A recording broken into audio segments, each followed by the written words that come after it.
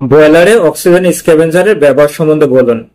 বয়লারে আমরা যে feed water ব্যবহার করি, এই ফিড ওয়াটারে যদি দ্রবীভূত অক্সিজেন থাকে, সেই দ্রবীভূত অক্সিজেন বয়লারের ভিতরে প্রবেশ করার ফলে সেগুলো বয়লারের ভিতরে মরিচা তৈরি করে। এই মরিচা যদি টিউবে বা বয়লারের বডিতে তৈরি হয়, তাহলে সেই ক্ষেত্রে পরবর্তীতে এখানে ক্ষত তৈরি হয় এবং সেই কারণে লিকেজের তৈরি হতে পারে। তো এই সমস্যার সমাধানের জন্য আমরা অক্সিজেন স্ক্যাভেঞ্জার ব্যবহার করি। এই অক্সিজেন স্ক্যাভেঞ্জার কেমিক্যাল রিঅ্যাকশনের মাধ্যমে বয়লারের যে ফিড ওয়াটার ব্যবহার করি, সেই ফিড ওয়াটার থেকে দ্রবীভূত অক্সিজেন গুলো রিমুভ করে।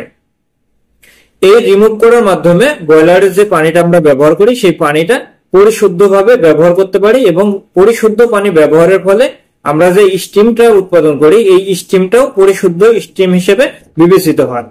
যখন আমরা এই পরিশুদ্ধ স্টিম পাইপলাইনের মধ্যে দিয়ে প্রবেশ করাই, সেই ক্ষেত্রে পাইপলাইনেও লিকেজ তৈরি হয় না এবং যে ভাগ থাকে বিভিন্ন জায়গায়, সেই ভাগগুলো নষ্ট হয় না দ্রুত, এই অক্সিজেনের ফলে মরিচা তৈরি হওয়ার মাধ্যমে। তো তাহলে আমরা জানলাম যে বয়লারে মূলত অক্সিজেন স্ক্যাভেঞ্জার ব্যবহার করা হয় দ্রবীভূত অক্সিজেনকে রিমুভ করার জন্য।